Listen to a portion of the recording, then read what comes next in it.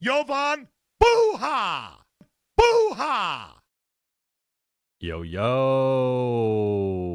I'm Jovan Buha, Lakers beat writer for The Athletic, and welcome to another Lakers postgame reaction show. I'm here in Houston. I actually did not end up making it to the game. I had a bit of a disastrous travel day. This is the seventh year I've been covering the NBA, sixth year traveling. One of the years did not travel for COVID.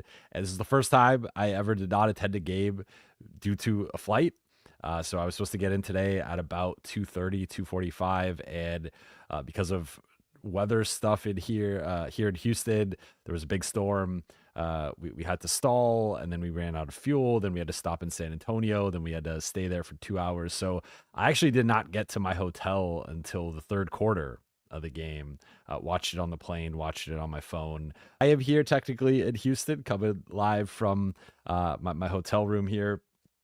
And I buried the lead because the Lakers lost 119 to 115 to the Houston Rockets to drop to 20 and 15. They are now in a three-way tie with the LA Clippers and Dallas Mavericks for the number 5 seed, and they are 8 and 10 on the road.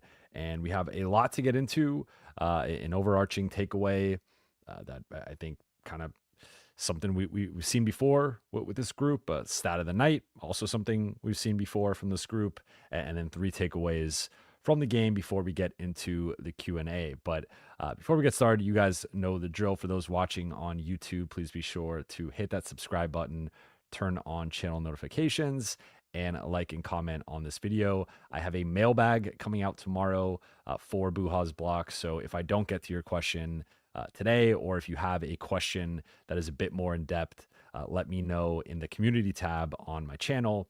And then for those listening on Apple Podcasts, Spotify, or your podcast platform of choice, please be sure to follow, download, or leave a 5-star review. So let's get into the game.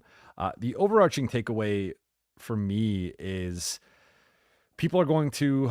some people are going to focus on the late game mistakes. So LA has 2 turnovers in the final 7 seconds. One is a situation where the inbound clock is winding down. LeBron James tries to call a timeout. Max Christie, instead of calling timeout, throws the ball toward LeBron, who's coming toward the ball, and Fred VanVleet intercepts it. It's a turnover, and that essentially seals the loss. And then on the next possession, LA's down 4, and AD gets whistled for an offensive foul that Redick after the game called egregious and called a flop by Aaron Holiday.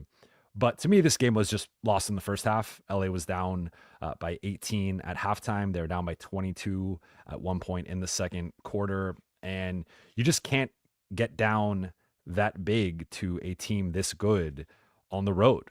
And I thought, like that second half was, there was a lot to be encouraged by, and there were a lot of things that the Lakers did very well. I thought defensively, the ball containment was better, that they were able to slow down Jalen Green and Amin Thompson a bit more compared to the first half, and a lot of much better halves from LeBron and AD. But just you can't go down by 20 in the first half against a good team in a competitive game and expect to win. So it was a nice comeback. It was a nice effort.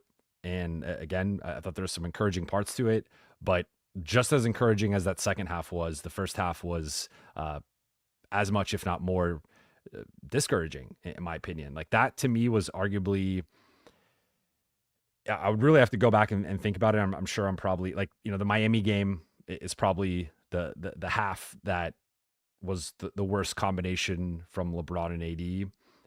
Either the first or second half, but it's in the running for worst combined halves of the season from LeBron and AD, where the 2 combined for 13 points on 6 or 14 shooting.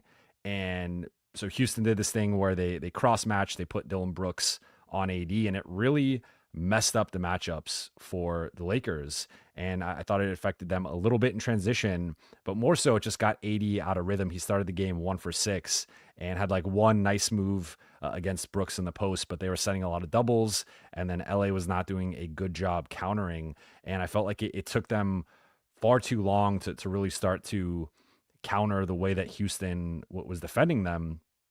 They did a nice job consistently of targeting Alperen Şengün, and they got a lot of, like, Rui got some open jumpers. DFS took him off the dribble a couple times, and that was a consistent theme throughout the game. But not enough of that, not enough of targeting Jalen Green when he was in foul trouble.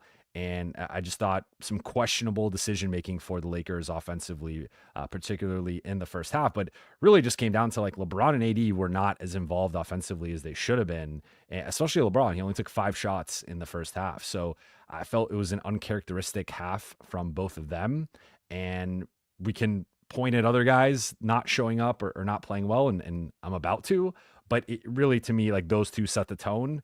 They are the 2 best players. They are the 2 leaders on this group, of this group, excuse me. And I felt they really did not bring it in. Like, AD had a good defensive half, I will say. Like, had I think a couple blocks and was switching on to guys and, like, holding his own. So I'm more so focusing on the offensive side with AD in that first half. But I thought that decision to put Dillon Brooks really disrupted the Lakers' flow offensively. And 2 guys I will highlight that I thought did not play well tonight: Rui and Jackson Hayes. I thought both had tough nights. Rui was targeted and attacked off the dribble, particularly by Jalen Green and Amen Thompson. Jackson Hayes got his butt kicked by Steven Adams, who just was, I mean, he kicked AD's butt too, but especially Jackson. Like, JJ had a pretty quick leash with him.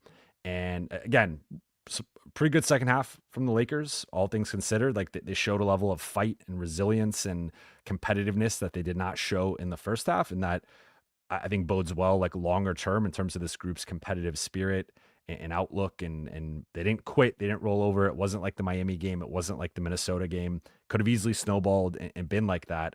So I will give them credit to an extent, but at the end of the day, I thought some of the effort, the decision making, and the execution in the first half was both uncharacteristic and inexcusable.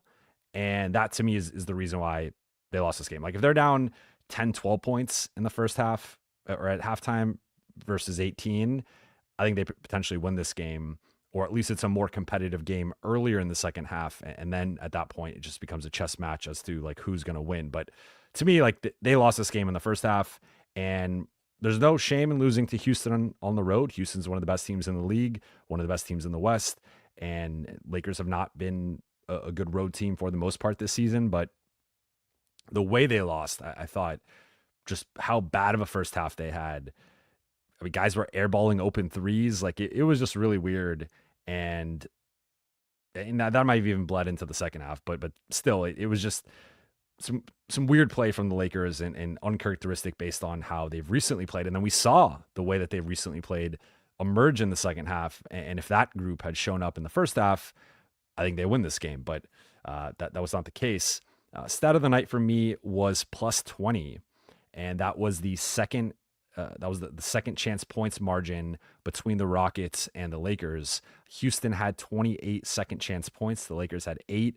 So Houston out-rebounded the Lakers 49-39. So they were plus 10 there, and had an 18-10 advantage on offensive rebounds. Steven Adams and Amen Thompson especially killed them. Steven Adams had 6 second chance points. Amen Thompson had 8. So just right there, that was half of their second chance points. And I think both guys really highlighted 2 of LA's weaknesses, right? So with Steven Adams, it's been that LA not having that bruising backup 5 or even guy who could play next to AD and help protect the paint, defensive rebound. And, like, Jackson Hayes was not the answer in this matchup. He got absolutely pushed around like a rag doll by Steven Adams. And again, even AD, I thought got like, Steven Adams is an oak tree. He's just a monster. But then Amen Thompson, to me, was the other player archetype that has really bothered the Lakers as far as an athletic 6'7", 6'8" wing who can get into the gaps. And I mean, he had that incredible alley-oop putback. I guess, I don't know if it was an alley-oop pass. I don't know if it was a putback. It was kind of a combination where Jalen Green is in the corner. He is double teamed and chucks up an end of shot clock heave with Dorian Finney-Smith and LeBron in his face. Austin Reeves, I think, is boxing out Fred VanVleet. AD is near Şengün and is kind of rotating over with him. And then no one is in the vicinity of Amin Thompson. He just jumps up, dunks the ball in. So I think those are the two player archetypes that really give the Lakers problems.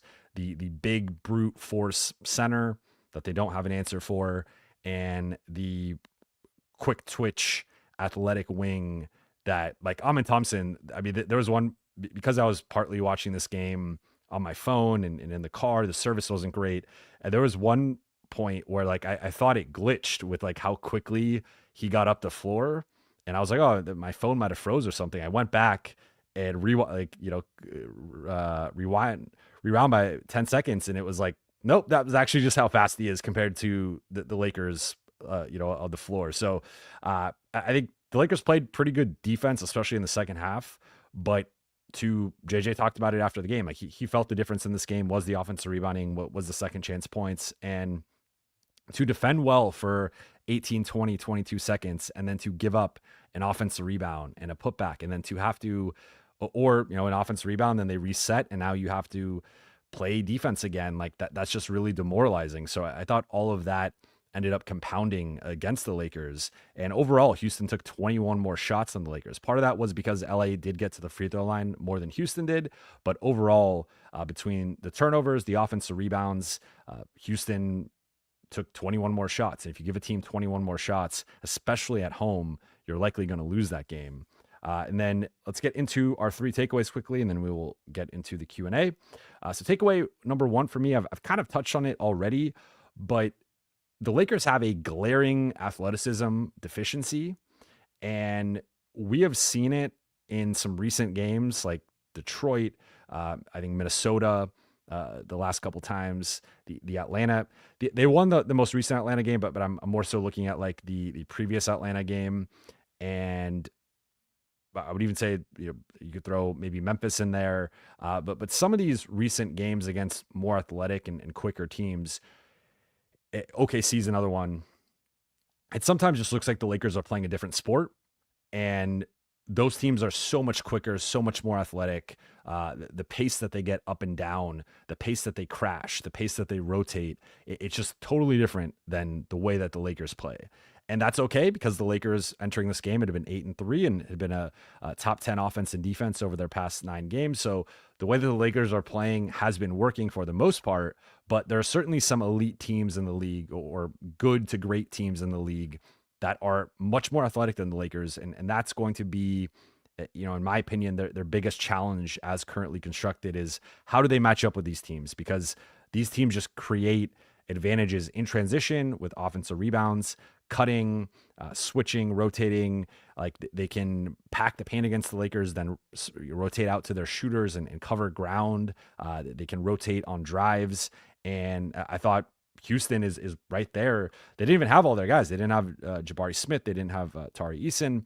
But so, I mean, looking at, if you look at the like athleticism, speed, quickness categories, and some of this is hustle and whatever, but Houston out rebounded the Lakers. They had fewer turnovers, in part because of Houston generating some turnovers. So the Lakers only had 10, so they did take care of the ball. They had more fast break points, more points in the paint, more second chance points, and more points off turnovers. So it was just like across the board, Houston, in anything that had to do with speed, athleticism, in that realm of the game, Houston was dominating in comparison with the Lakers. And I think that this is the Lakers' biggest thing that they have to address. We're recording this right now, January 5th, about a month until the February 6th trade deadline.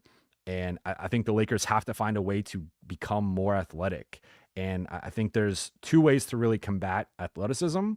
One is you go out and trade for more athletic players.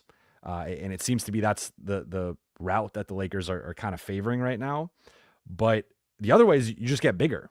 And athleticism, size and length can offset athleticism to an extent. So if you are playing more 2 big lineups, if you are playing lineups where DFS is, it's like DFS and Vando are like the 2-3, and we'll touch on Vando in a second.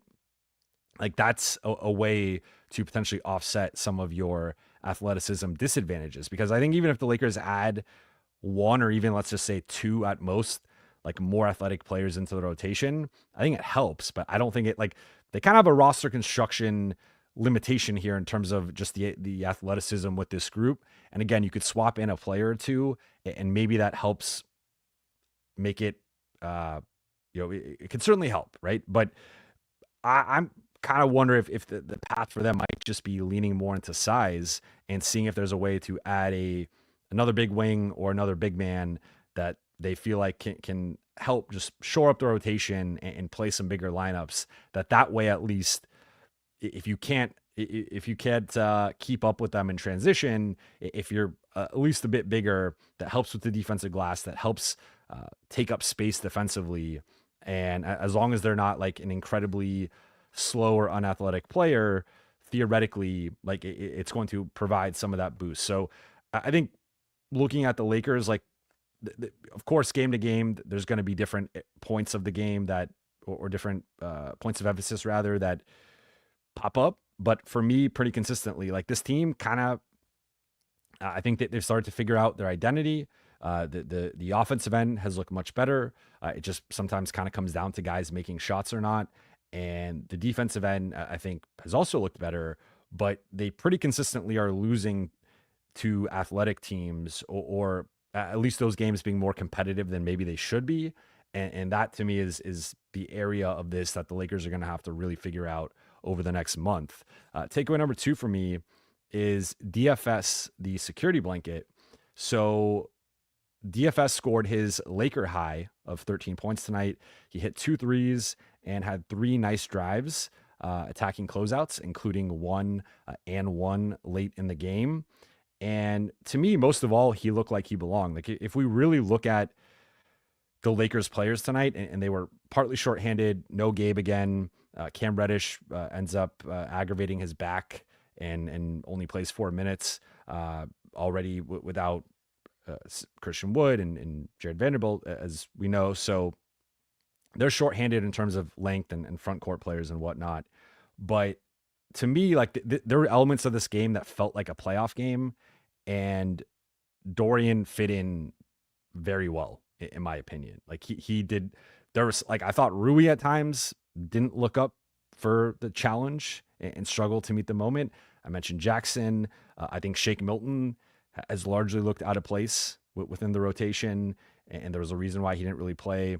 Dalton continually is picked on defensively, but DFS looked like he belonged out there. And I know that's like kind of a low bar, but that's kind of the bar that the Lakers need from that position. And I felt he met the moment.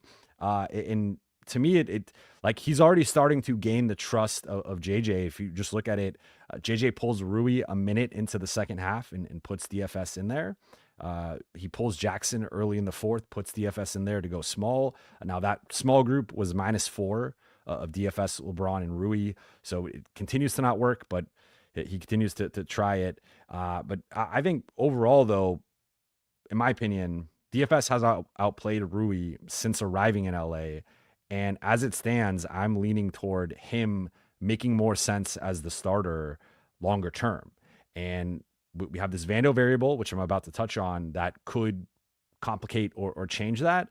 But between DFS and Rui, he's starting to close games. Like he closed the game tonight with the starters in place of Rui. And I think he's been playing better than Rui on both sides of the ball. And tonight was the most comfortable he looked offensively, in my opinion, in terms of like taking threes when open, attacking closeouts, and really finding his place within the offense. And as he grows more comfortable within the Lakers' offensive and defensive systems, I think DFS's role will likely grow, and he could potentially supplant Rui in the starting lineup at some point, especially if Rui continues to struggle the way that I think he's kind of struggled in 3 of the past 4 games. And to no coincidence, DFS has arrived for the past few games. So I think that's the way that's trending right now. And then final thing is, takeaway number 3 is going to be the health updates that we got pregame. So Gabe is progressing. He is still day to day. It's just a matter of pain tolerance, according to JJ Redick.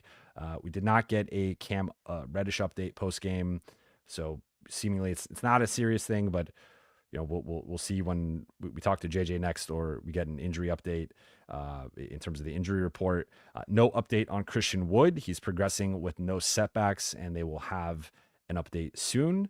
And then Vando, the big one was Vando is ramping up 2 on-court activities. So I thought I put 2 in capital letters just because the going by the wording that JJ used, it was 2 on-court activities. So that would imply that he has not started on-court activities. I'm sure we'll follow up with JJ and Dallas about that, but it doesn't sound like he's actually doing on-court activities yet based on JJ's messaging.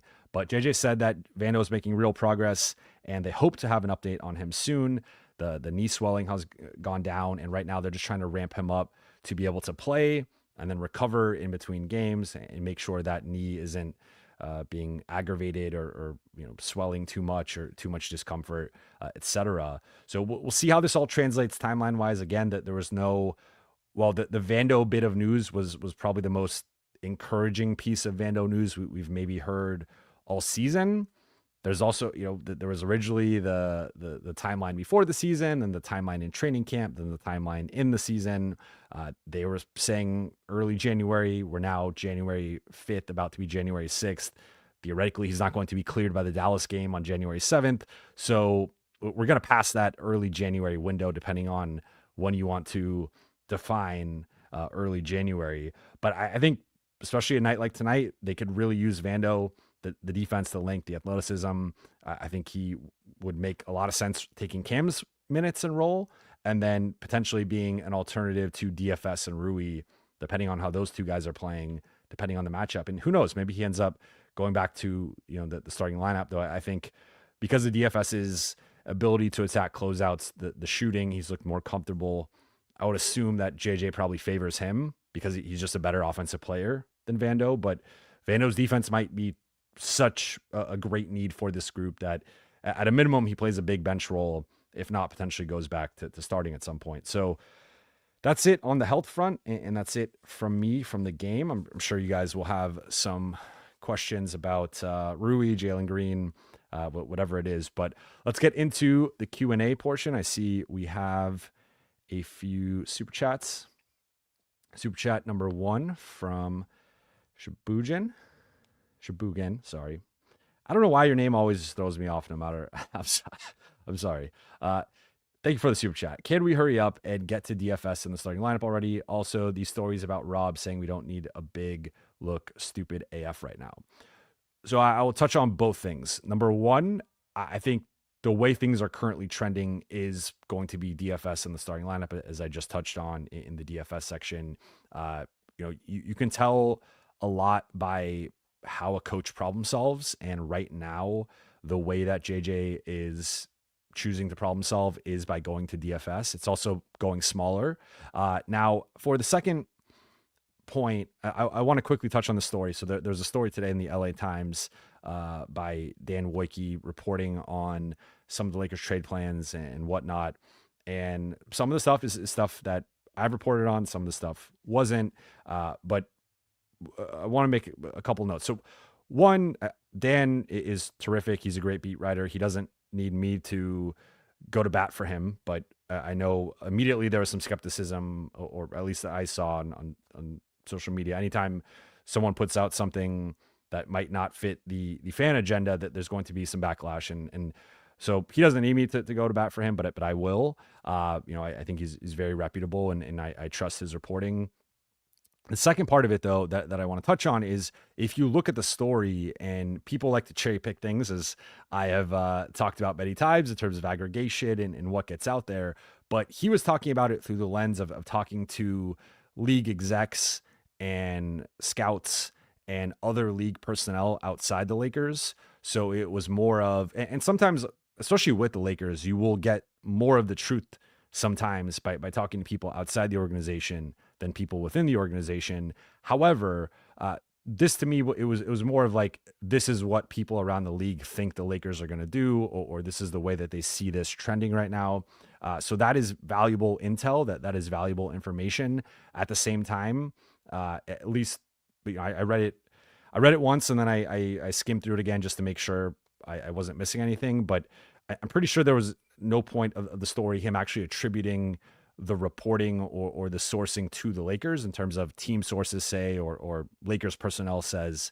So that was all stuff from around the league and conversations he was having with different people. So I would say, I mean, I've heard similar things on that front, and that's why I've tried to temper expectations recently. And one thing that I've been harping on is like, in talking to people, a lot of people point to JJ and his coaching preferences and sort of not like empowering and emphasizing like that backup 5 spot, and now going to more of like that DFS Rui LeBron trio as like a backup front court behind AD, or as an alternative to AD and as an alternative to Hayes, Koloko, Wood, whatever. So that is just one thing that in conversations I've had, people have brought up is like, would JJ even play? Like, you'd have to be at a certain level to warrant JJ playing you more than just backup minutes. And if the Lakers are essentially going to be trading for just the backup center, how much is that player actually worth? And you hear some of the prices for some of these guys, and it's like a first-round pick, a Walker Kessler's 2 first-round picks. I think Walker Kessler's an exception, and if LA could get him, I think they should get him. But some of these other guys of a first-round pick or even like multiple seconds, it's like if it's just for a guy who's potentially playing 12 to 15 minutes a night, is that really worth it? And I would argue, depending on the market and depending on who else is available on the wings and athletically and whatnot, like it could be, but it seems to be the Lakers not fully, or the perception around the Lakers being that they're not fully, kind of leaning or believing that or coveting that. Now, one thing I will reiterate that I've reported on this and made this point before is that my understanding, in the post-trade fallout was that the Lakers wanted some time to see what this group looked like. And that was something that Dan mentioned in his story as well. It's like they want to get Gabe back, get Vando back, potentially get Christian back. And if you can have a couple of weeks with the group, just at least see what it looks like. And then based on that, if it's, well, the backup 5 spot's really still a problem, then maybe that ends up being the emphasis of like, we need to get a better backup 5. Or if we're still really unathletic on the perimeter and Vando, he's not fitting into JJ's system offensively, and like they're still playing too many one-way lineups or one-way players, then okay, maybe they need another wing, or maybe they still need some more playmaking and the bench scoring has been down, and maybe they try switching Rui to the bench and it's still not working, and it's like, okay, we need to replace D'Lo, we need a playmaker. So there's various paths it can go down. And final point on this would just be that this is also posturing season. So you got to remember that anytime there's leaks coming out, stuff being reported, there's always an ulterior motive to things. And as a reporter, you got to do your best to suss through it and figure out what's real, what's not, and what the agenda is behind all this. But him report, like, I'm sure Utah wants people to think Walker Kessler is not available because that drives up the price for Walker Kessler. It's also in the Lakers' best interest to say they don't want a big, because then that's going to lower the price potentially for some of these bigs, and teams think they've moved on from a Kessler, a Robert Williams, a Jonas Valanciunas, whoever it is. Then those conversations are dormant for now, but when they get closer to the deadline, it could be like, well, we don't really need this. We're looking for something else. And maybe that price drops a little bit. So there's always posturing, there's always some sort of political element going on right now with trade season, the final month leading into the trades. So I guess to kind of summarize it all, I don't think the Lakers are entirely out on a big. I think there are potential bigs depending on the price that they would be interested in. And there's also just so much time left that like there will be a team or two in the next month that become sellers due to an injury, due to a slump, due to whatever that changes the trade market in some way. And there's always a ripple effect where we saw that the Thomas Bryant and Dennis Schroeder prices set a certain market that ultimately helped the Lakers get DFS for less than a first round pick. And all these things have ripple effects. So I know fans don't want to hear patience right now, but I agree, like in an ideal world, they're not patient and they make a trade for Walker Kessler tomorrow, right? But if we're looking at how these things tend to go, realistically, that they're probably going to be trading more likely, closer to the trade deadline. And I think they want some time to really look at what this roster and rotation looks like and then make a decision based on what they feel the holes are at that point. Super chat from Passport Blackheart. Thank you for the super chat. They don't value AD. Simple as that. If they don't address the need at center, at what point does AD say, get me out of here? I don't know that I would go as far as to say that they don't value AD, but I think they've clearly, like, I do think there's an element with JJ where at times he has coached more for the team that he wants or the philosophical style that he believes in more so than the team that he has. And I would like to see him go back to more AD Jackson once Christian is back, if he can come back at some point within the next 2-3 weeks before, the getting closer to the trade deadline, see what that looks like. Or maybe Vando comes back and see what Vando in there with LeBron and AD or just kind of toying with the lineups and playing a little bit bigger, which I think he has, to his credit, done a bit more of lately. But Jackson was out for a while. Christian Coloco's on a two-way, so there's some limitations there in terms of how much he can play and his availability with South Bay and all that stuff. So I wouldn't go so far as to say that they don't value AD, but clearly I think there's been a bit of a dissonance in terms of what maybe their stars want or even the fan base wants, and what the organization has believed has been their biggest needs and their, because this has been, the center position need has been really, it's been since the 2021 season, the post title year. That year they shuffled through Gasol, Trez, and Andre Drummond. Since then, it's been a revolving door of miscasts and guys who just haven't really made sense at the backup 5 spot. They've tried to find stretch bigs, but those guys have either not been that good of shooters or not been good defensively, or both. And then it's been some kind of journeyman types that are okay for parts of the season, but not really reliable guys you can't really play in the playoffs. And I mean, again, seeing what Steven Adams did tonight, it's hard not to watch tonight's game and be like, they clearly need someone better than Jackson Hayes, at least from a more a physicality perspective. I think the same thing probably happens to Christian Coloco. I think the same thing probably happens to Christian Wood. I think both of those guys are better rim protectors and maybe put up more of a fight than Jackson Hayes, but it's a need. I just, clearly they don't view it the same need, but I wouldn't go so far as to say that they don't value AD. And the AD situation, I mean, he just signed an extension. I think we're a ways away from him potentially being frustrated and asking out. But these situations are always fluid, so who knows? But I don't see that happening anytime soon. Super chat from Brian Rhymes. Bad loss to a less talented team. No effort to start. Yeah, I mean, honestly, you kind of just summarized it. I guess I could have condensed my opening monologues into this, couple sentences here. I mean, Houston is athletic, and I think there is some talent there. That they have some skilled athletes, especially Amen Thompson. To me, Jalen Green had a crazy shooting night. He was making step backs and shots that he inconsistently makes. This was one of his best games of the season. So that was a little bit of an outlier. But to me, Amen Thompson was dude's just so athletic, but also so skilled. And that combination is just really hard to contain on the ball, off the ball, in transition, on cuts, offensive rebounds, all that stuff. He was just awesome tonight. So from a talent perspective, for sure, Lakers have more talent. They should have, on paper, they are better than the Rockets and they should beat the Rockets. But the last part you hit on, the effort's got to be there, and it was not consistently there tonight. Super chat from O to the We. I really like Rui, but his defense is so bad. I don't really know if we can win with him being a starter, but also, is he worth $17 million as a bench player? It's a good question. And I'm getting to the point that I'm not sure that they can win with him as a starter long-term.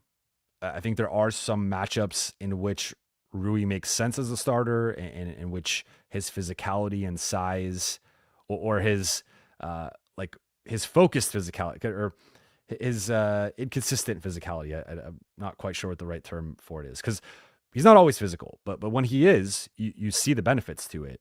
Now, is he worth 17 million as a bench player? It really depends on how he plays off the bench. Like I would say, with Rui, I get it. I feel like I almost make this point like every stream, where I feel like there are really high peaks and really low valleys, really high highs, really low lows. And just before this recent stretch, really when they traded for Dorian, like I felt he had been playing some of his best basketball as a Laker and was engaged defensively. He's been shooting the ball well all season. And the rebounding comes and goes. The defense can be inconsistent. There are certainly matchups. You don't really want him as a perimeter stopper that's asking too much of him. And that's ultimately where I lean with the DFS Rui thing, is like DFS is, look, he'll sometimes get blown by and he's not the quickest guy. And it would have been better for the Lakers to have had him like 2 years ago rather than now, but they have him now. And he's still a better defender than Rui on the perimeter. He has better footwork, better angles, better mobility.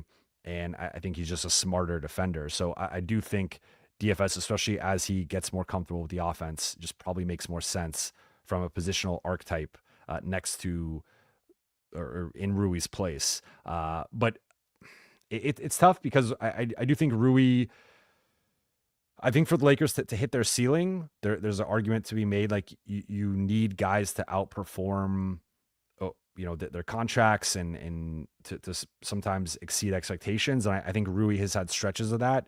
But then he also has these stretches where he underperforms, and he's a very inconsistent player. Like there's really no other way around it. So I think if there's a way to get a more consistent player in the same price range, I would be open to it. Now, as I've reported, the Lakers are high on Rui, that they've considered him a longer term piece, and maybe bringing in DFS and some of his recent struggles ultimately changes that before the deadline. But I'm operating under the assumption as of right now that they continue to view him that way. Now, maybe he needs to move to the bench and have his role reduced a little bit, but I still think he's going to be in the mix in terms of like a longer term piece for them. But if you're asking me right now, like obviously right now his defense has been bad and he's not playing like a $17 million player. And even going back to when he signed the contract, and this is, I remember I reported this back in February, and that was like right when I started my channel, and I got some flack from some people, some fans, because I reported that, talking to people around the league, like Rui, Vando, D'Lo, and Gabe all had like neutral to negative value. And the one person that a lot of people took issue with what was Rui, but he's just been a very polarizing player since even going back to his Gonzaga days, and just the sometimes the low motor, the inconsistency, the floating within games, within quarters, etc. Like that's stuff that people around the league notice and hold against him in terms of his potential trade value or just where he is in a team's pecking order. So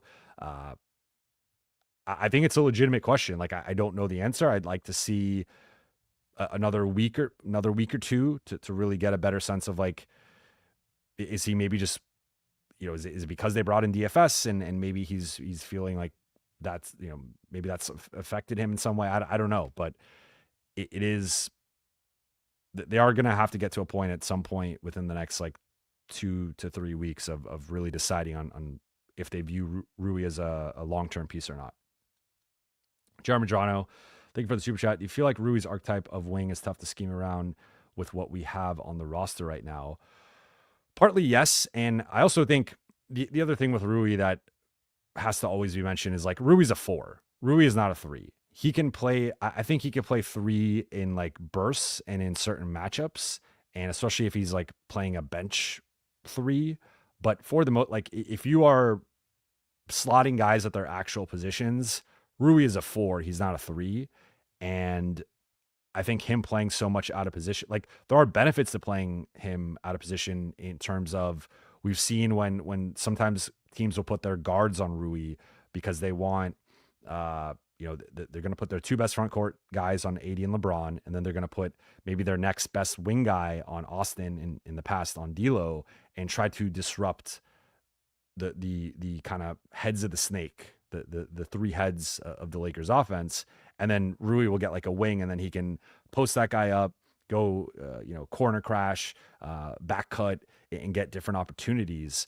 But Rui's a 4, and as long as, ultimately there's kind of some shades of Kuzma here in terms of like, there's just a limitation to an offensive like 4 when you have LeBron and AD.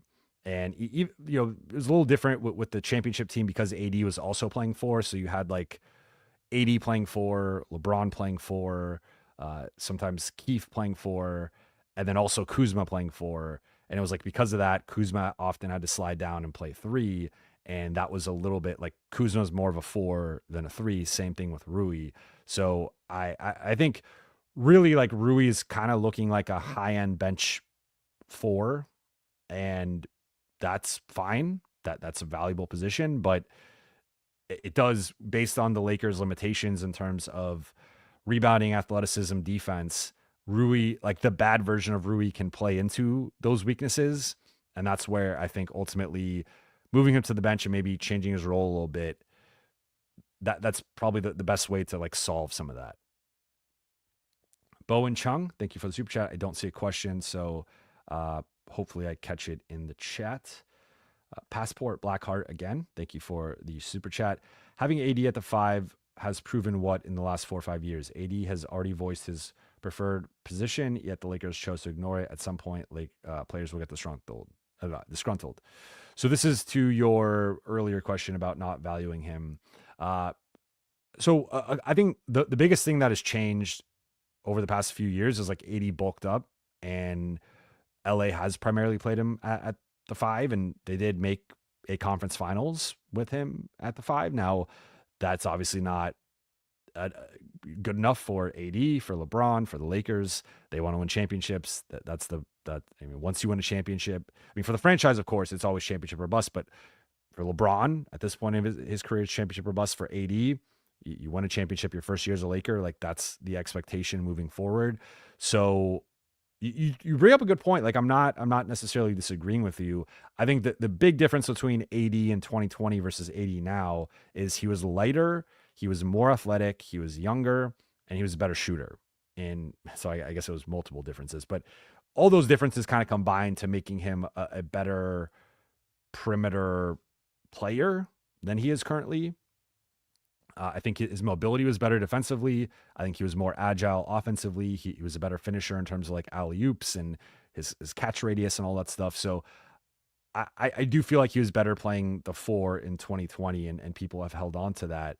At the same time, I think the larger problem is like, because I even think in 2021, they started to play him a little bit more at the 5 at times, but they still had Gasol and Drummond, and even Trez was an innings eater in the regular season at times. First year, obviously, McGee and Dwight. Since then, it's just been a tire fire of backup big men that have just not worked, and they have not been able to solve that. And I think that's partly where I'm sure some of the frustration with fans comes from, is that like this has been an issue for multiple years. Like, it's not, I do think AD can play the 5, and there could also be some times where if you get the right big, he could play the 4. But even kind of putting that aside, I think the bigger issue is like they've just not had good centers since going on 4 years now, like good center alternatives. And even if it's just like AD insurance, like, if AD goes down for a month and at this point that would obviously probably, I don't know how that would influence the trade stuff, but like if AD goes down for a month, they're completely screwed. They do not have the personnel to make up for that. Whereas if you had like a Walker Kessler, you could play that guy.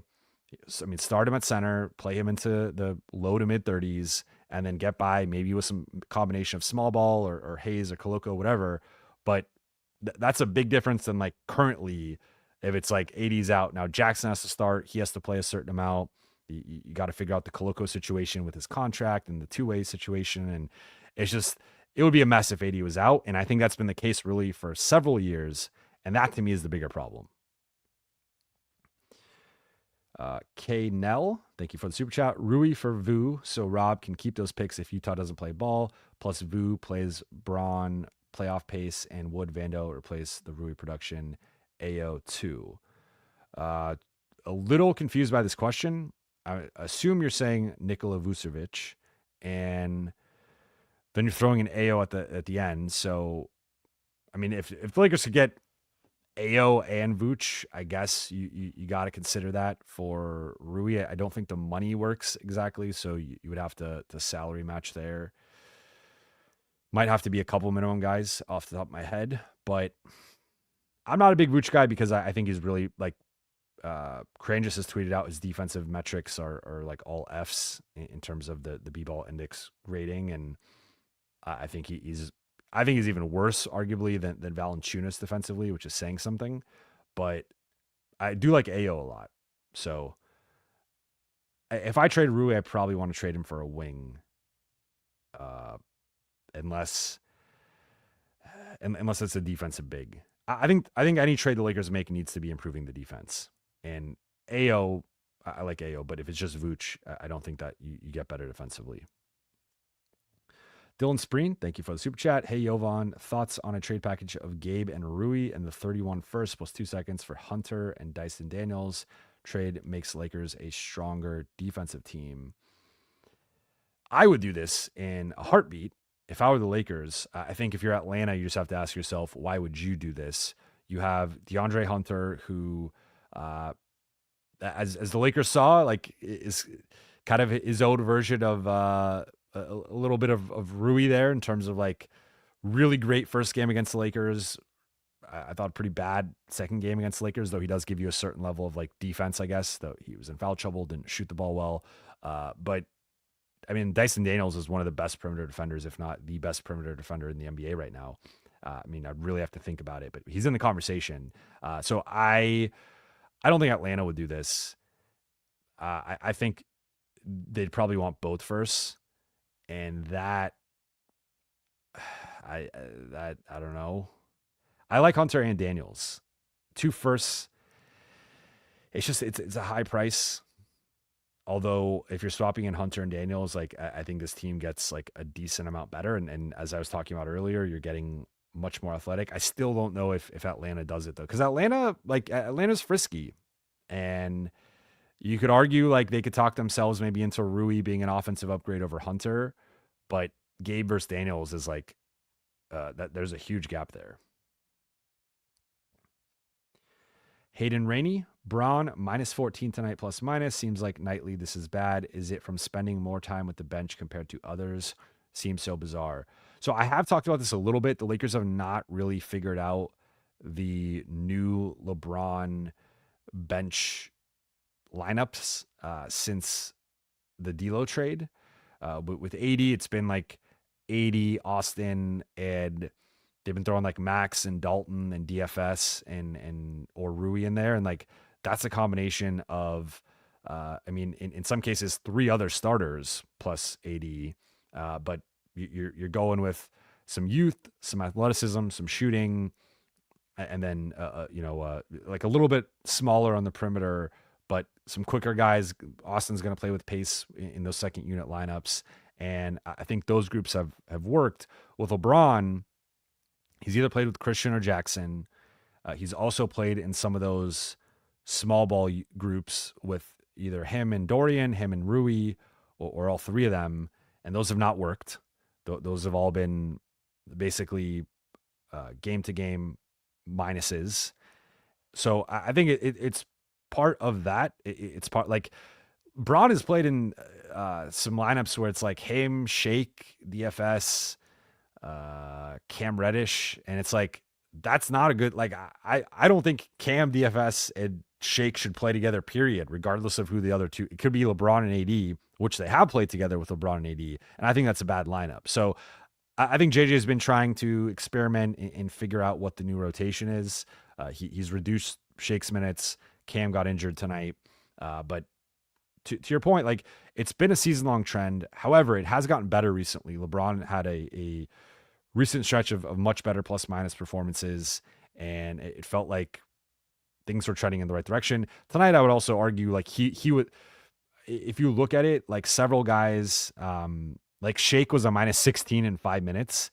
I'm pretty sure LeBron was at least in some of that, right? So you just give up a big run and that can completely kill your plus minus. Like LA was down 22 at one point in the first half, down 18 at the half. Like I think LeBron had I think he was minus 14 in the first half alone. So that shows you that it was a 0 in the second half. So that I don't read too much into it, but it has been an interesting trend. I think they got to figure out the best LeBron bench lineups. Question from Ali or Ali, depending on how you say it. Thank you for the super chat. The front office should not be scared to trade first. Future firsts are not guaranteed to pan out. Also, if we were competitive, we wouldn't rely on rookies. This is largely the way that I feel too. I have said that I don't think the Lakers can say with a straight face that they went for it if they do not trade at least one of their firsts, and arguably both, but really at least one.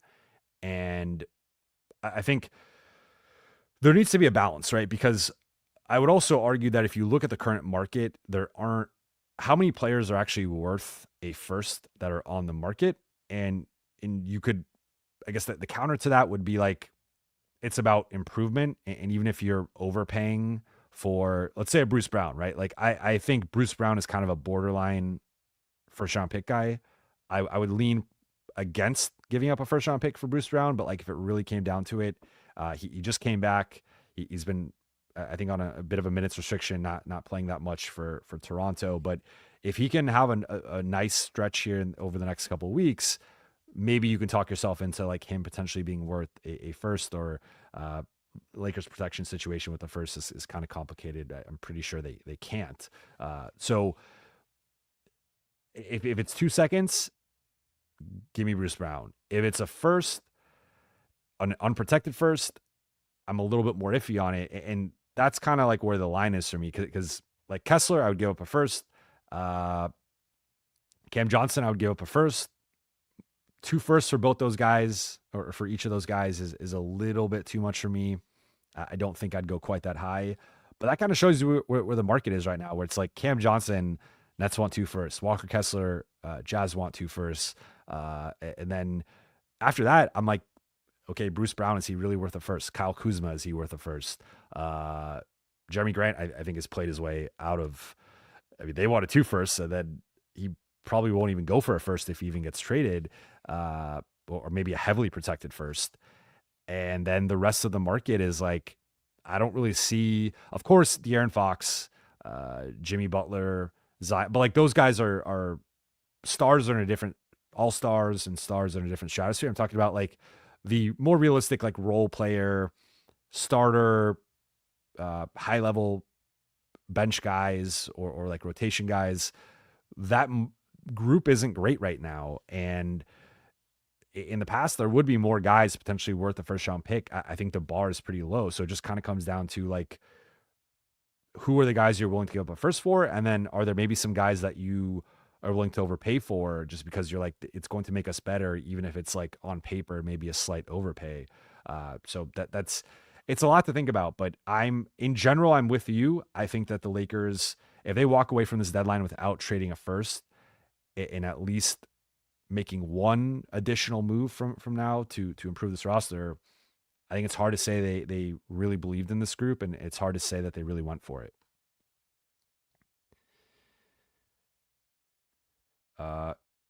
Shabugan, bad as the loss is, we shouldn't let the refs off the hook for both the ridiculous illegal screen call and missing that LeBron called a timeout. Yes, I try to avoid blaming the refs because it's easy to cherry pick missed calls and mistakes from the refs, especially late in a game when it goes both ways. I think the Lakers typically get a pretty generous whistle. Now, part of that is how they play, and they put a lot of pressure on the rim and the paint, and like they get to the free throw line a lot. But like I don't generally have a lot of complaints with the refs. I thought the illegal screen call was bad. The timeout's a little bit trickier because, as JJ said post game, typically that ref who should be calling the closest ref who should have called the timeout or noticed LeBron calling the timeout, he's typically looking at the inbounder. He's counting, and it's like he's trying to look at the players and the inbounder, and it's really the other two refs that are supposed to be like, it's kind of like that guy's got the inbounder and making sure he's not stepping over the line, doing the 5-second count, and making sure that the person guarding the ball is not overstep, because you got the line there and you cannot cross that with your arms. So that person is like juggling three things there of the clock and the two players and their footwork and their arms, and then also kind of looking to the side to like see what's going on and head on a swivel.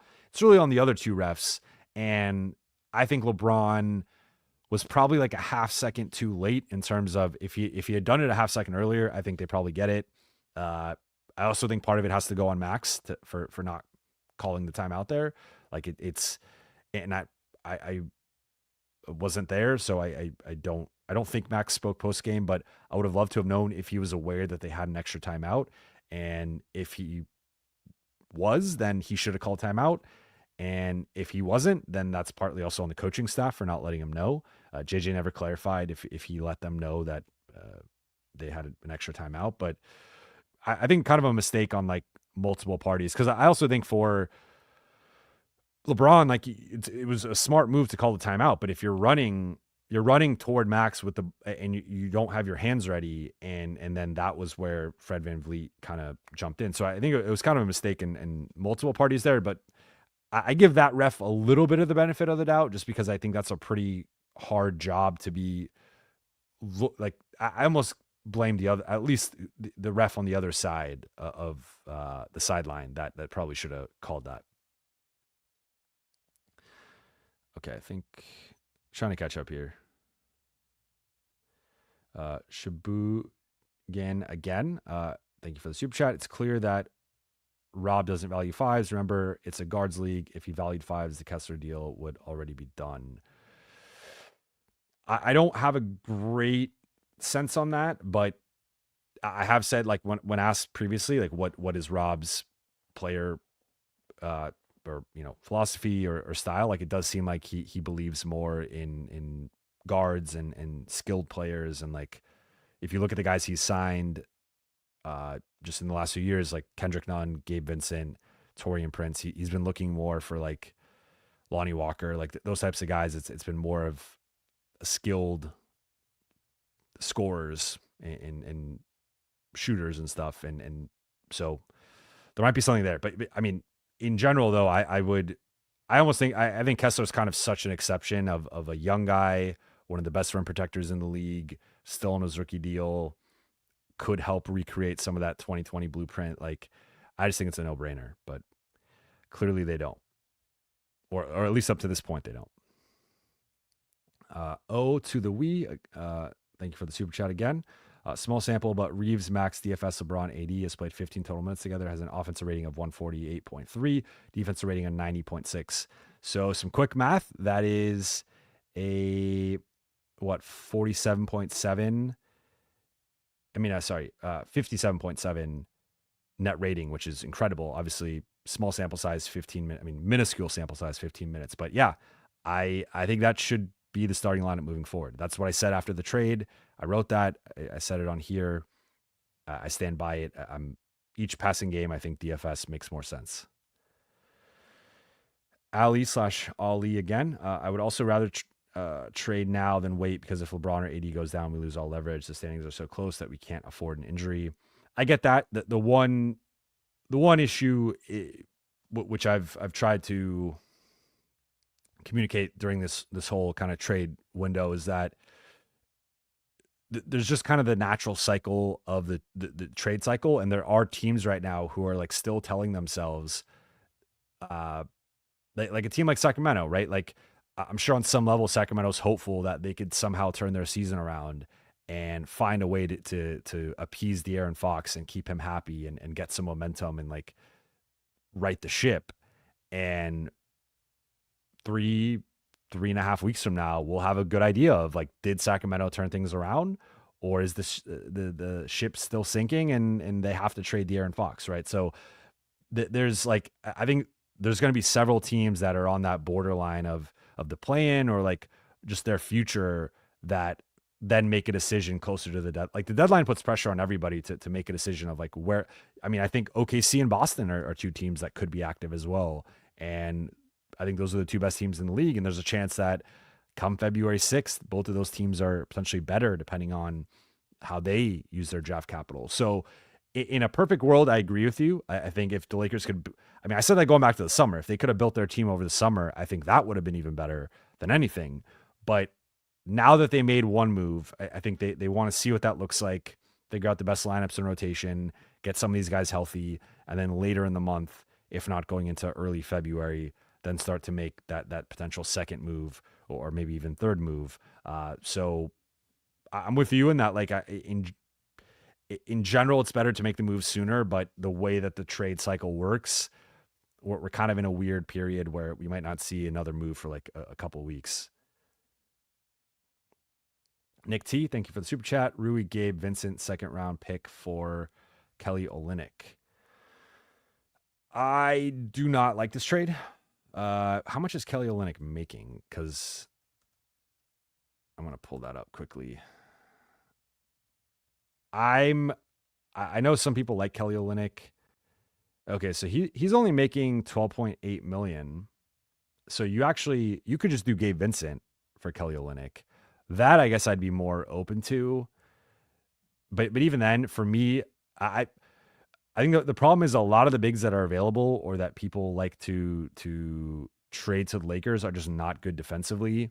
I don't think Kelly Olynyk is as bad defensively as like his reputation, but he's not a rim protector. He's not a shot blocker. He's not a paint presence. He's not a post defender really. So yes, he'd be nice as like an off the bench five who can come in, hit threes, pick and pop, maybe get hot for a quarter or something and like swing a stretch, which has value. I don't think he's like, I think it's a pretty short list of guys who actually improved the Lakers defensively from the center position. And it really might just be Walker Kessler and Robert Williams. That might just be the list. I don't really, Miles Turner if he becomes available. Otherwise it's like all these other bigs are just not good defensively. But I will say you could do this trade without giving up Rui, which, again, if you really wanted to, I'd be more open to that. I think Rui for Olynyk is a downgrade. Harry Chinani, thank you for the super chat. How can Vando and DFS complement each other? Tough calls for JJ when we get a fully healthy squad.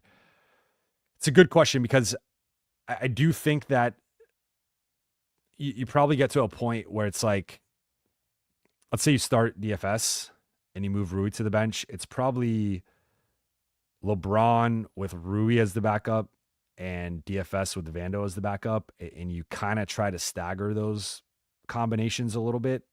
And you play Rui and Vando together or Rui and DFS together. And then you play LeBron and DFS together or LeBron and Vando together. So you kind of keep LeBron and Rui separate, Vando and DFS separate. They can coexist as the two forwards in a lineup. I do think there is some concern offensively. Like you almost certainly need probably AD as the other big man. I would not go with like a Jackson or a Christian. I think too much of a decline offensively with that trio. So you could also go LeBron, I guess, in smaller lineups. And I do think going from Rui to Vando in those smaller lineups is an upgrade in terms of rebounding, defense, athleticism, length. Like Vando would upgrade those small ball looks. So maybe that ends up being a really nice look for the Lakers. But I mean, they complement each other, I think, from just playing similarly in terms of like both guys. I always say it, but like have that dog in them. And they play with a certain competitiveness, a certain toughness, a certain ruggedness. I think defensively they can amplify each other by Vando can take more of that point of attack, the smaller guards and wings, and then DFS can also guard some of those wings, but also then like I thought he did a solid job on Şengün tonight. Like Şengün got him one time in the post, but I think he's done a good job like fronting and getting into bigger players, which is what he was doing in Brooklyn a lot. So I think defensively, I have no real concerns. Like, I mean, I would say they're arguably the second and third best defenders on the team behind AD. I think you could throw Max in that conversation. Like I'd probably put Max slightly ahead of DFS, but you can make that, that's a competition there. But Cam's also in the mix too. I'll give Cam his credit, but offensively, I have a little bit more concerning.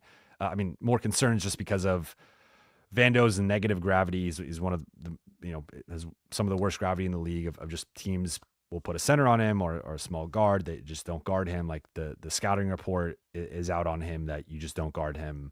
And DFS even has faced a little bit of that, which I feel like it's kind of a Lakers thing of just they put so much pressure on the paint that they just have to help off shooters at some point.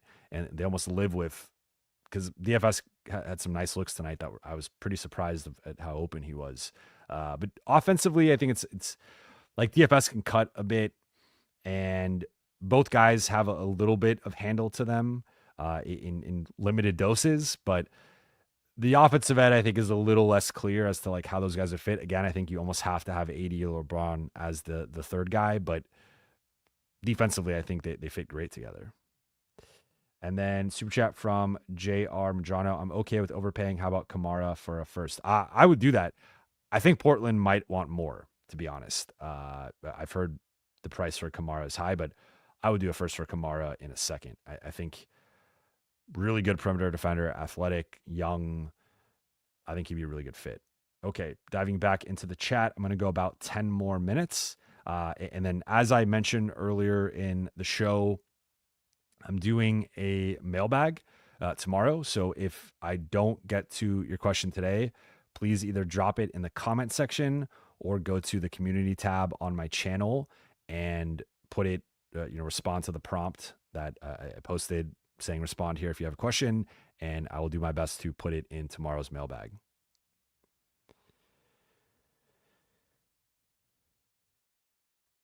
Ryan Rich, what do you think about the Suns to start Ryan Dunn and Mason Plumlee over Bradley Beal, Yusuf Nurkic beginning Monday? I've never been more wrong about a team than I have been with the Suns. I was really high on them last year. I was really high on them this year. I think it takes some gumption, right, from Bud to make I think Plumlee's been better than Nurkic for a bit, so that one I think was overdue. Dunn over Beal, that's a pretty big swap, and now Beal's making his money and he has a no trade clause, so he's sitting pretty. He's doing fine, but I think it does signal like how desperate they are to try and figure this out, and I think it's at least worth a shot. I like Ryan Dunn a lot. I think he was a steal for Phoenix, and it's interesting, but I don't know ultimately how much of a difference it's going to make. Easy peasy. Would you consider Nurkic after the recent drama? No, I would not. He is a clutch guy, so I think he has a pretty good relationship with LeBron and AD. That's a factor, but he is Swiss cheese defensively. As the Lakers saw, like he had that one stretch, I think in the most recent game where he was posting up Cam and Rui and scoring over them, but like that's few and far between. He blows layups. I do like him as like a playmaker at times, and some of the decision making at the top of the key I think is can be sound, but he's not. He's a good rebounder, and he can finish inside at times, but overall I would pass. Israel Barraza, has there been any update on Wood and Vando's progress? I did touch on that earlier in the show, and I don't want to repeat myself, but quick, no update on Wood. He's just progressing as normal with no setbacks. Vando's progressing to ramping up to on-court activity. I'm not quite sure what that means. Not quite sure what the timeline is, but JJ seemed to indicate it was positive and some real progress.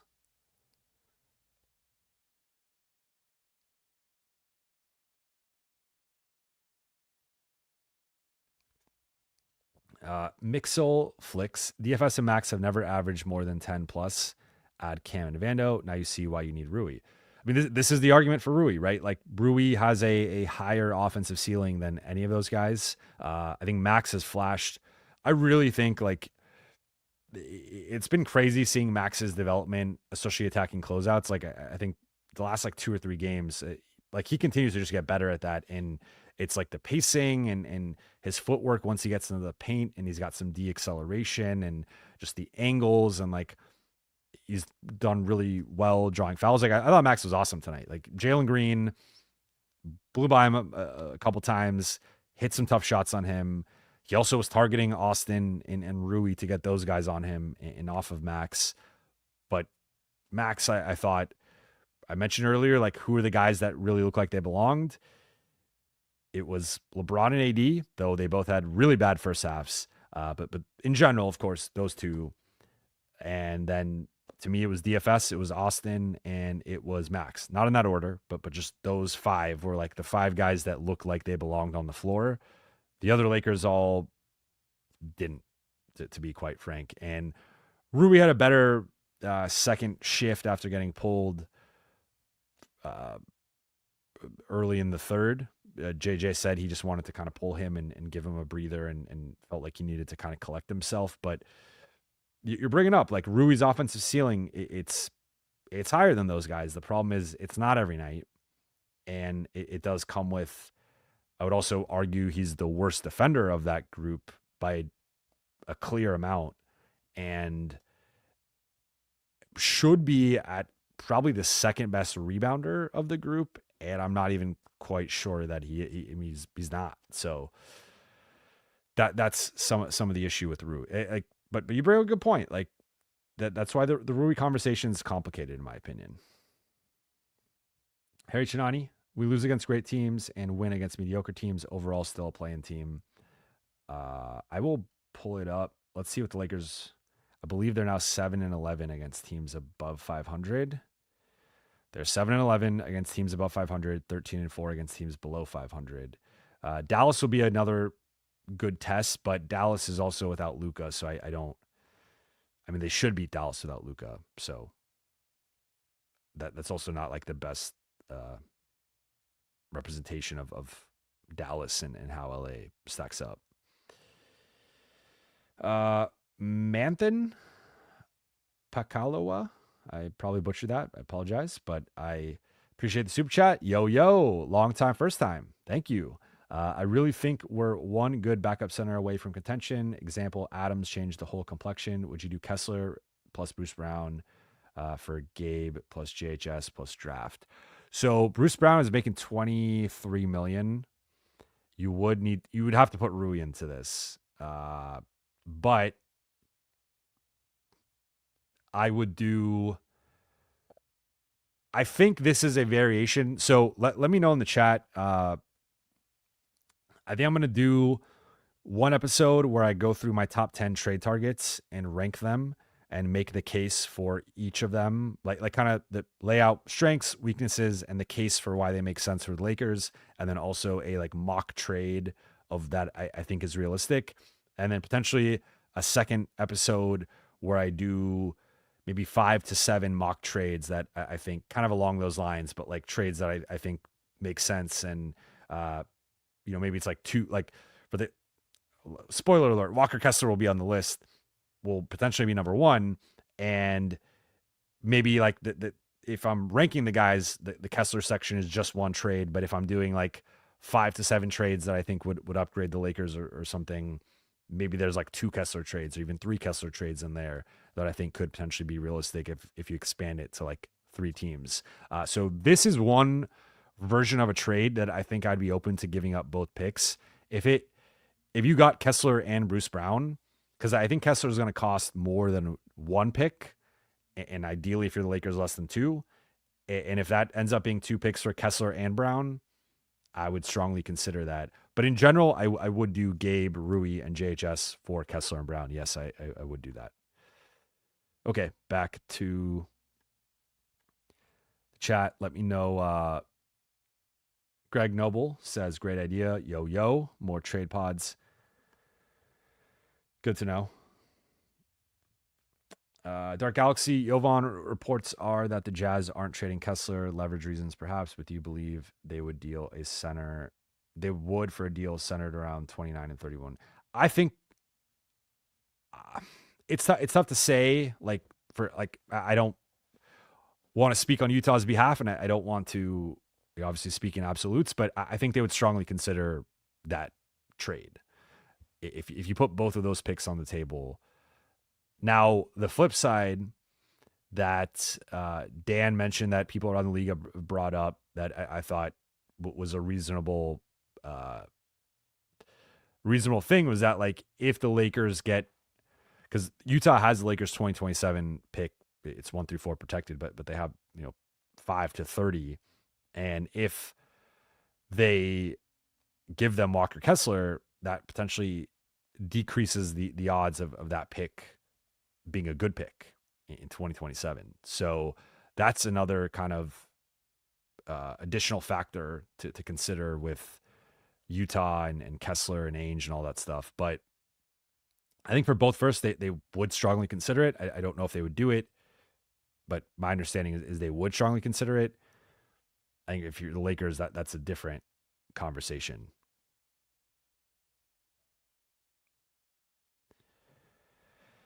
Brian McCraw, Bruce Brown isn't healthy. We don't need another hurt person taking up roster spots. So he's healthy now, but he's still, they're kind of injury managing him. This is why I've been saying, like, you want to see 2 to 3 weeks of like additional weeks from now of health from him before you make a decision.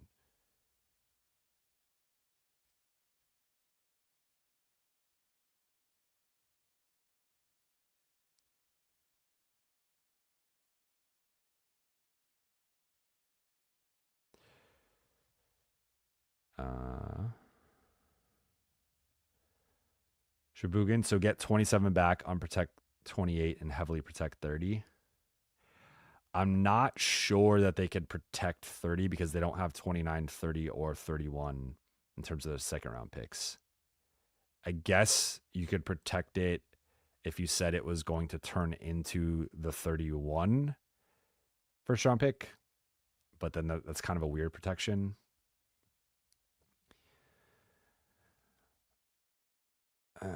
And honestly, I think the Lakers 27 might be more valuable because I think people are looking at it like Lakers will probably have a dip post LeBron and then later in the decade kind of pop back up and be better. All right, I'm going 3 more minutes. Manthan. Thank you for the super chat again. I know you can't break news here, but how realistic are more trades on the line from the point of view of the organization, especially involving one or more first? My understanding, as I reported, is that the Lakers are still going to be evaluating the trade market, and they are not satisfied with the roster. Like, they want to continue to improve it and explore those opportunities. So I think a trade is realistic. Now, does that involve a first or not? I think that's less clear. And again, something I've reported on is, but when we've talked about like what other people around the league are saying or thinking with the Lakers, there's been some skepticism as to them actually giving up a first or certainly giving up both first. That's why when I've been asked what's like the most, like, I've said them trading 0 first is more realistic than them trading both firsts, and I stand by that.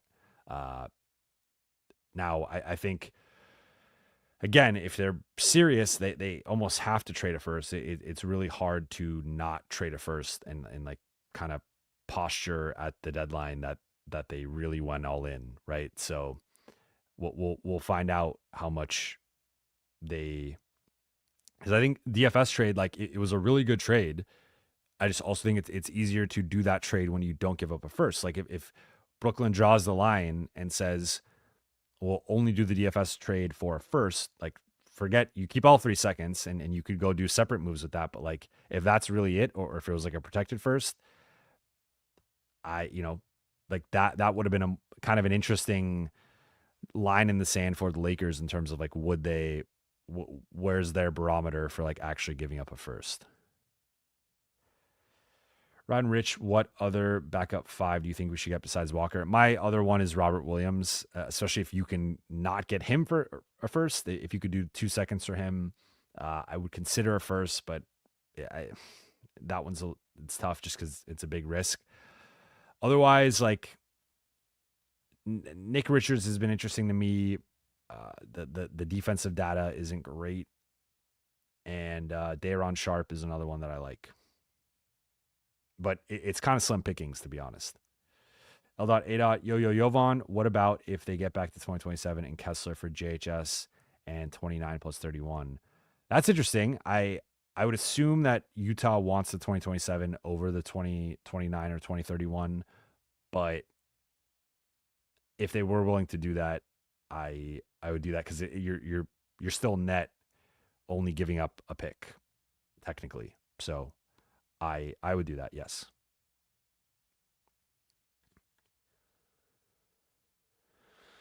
Eeg, thank you for the super chat. Any Cam Johnson smoke? Do you think he doesn't fit the bill due to defensive concerns? Also, thoughts on Warriors situation? They need to trade bad. Yes, the Warriors do, and especially now with the Kuminga situation, they lost Melton. They traded for Schroeder. Now they lost Kuminga. That's a big blow, even if he's also someone who's kind of been inconsistent.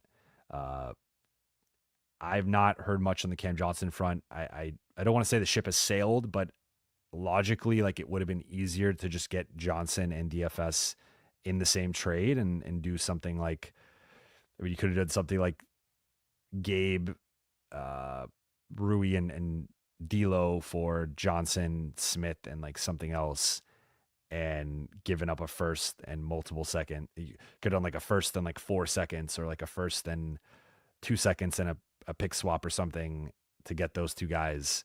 And I would, off the top of my head, I cannot remember 2 teams trading twice within the same trade cycle or like trade season.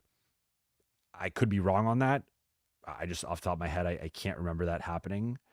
I'm sure there's been examples of teams trading twice within like a certain amount of time, but like this would basically be 2 separate trades and relatively big trades, at least by like the current trade market standards, within less than like 6 weeks potentially. So I can't remember that happening. It does feel like if Cam Johnson was going to be a Laker, it would have been that deal in place of Dorian Finney-Smith or alongside Dorian Finney-Smith. So I don't want to say it's completely over, but I also think since then that the leaking and the reporting that has come out from the Brooklyn side has been them wanting 2 first-round picks. So it feels like they have a really high asking price. And maybe if that drops to 1, the Lakers can get involved. But I also think a team like Golden State, Oklahoma City, there are other teams that also will have interest in Cam Johnson that can potentially outbid the Lakers due to either picks or players or both.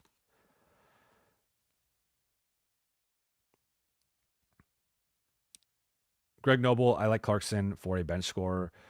I'd be fine with Clarkson as a bench scorer, but I would really like that if you're getting if it's the cost of getting Kessler, then yes. If it's just Clarkson by himself, I don't like that. Sorry, I was reading Mixoflix's question about DFS.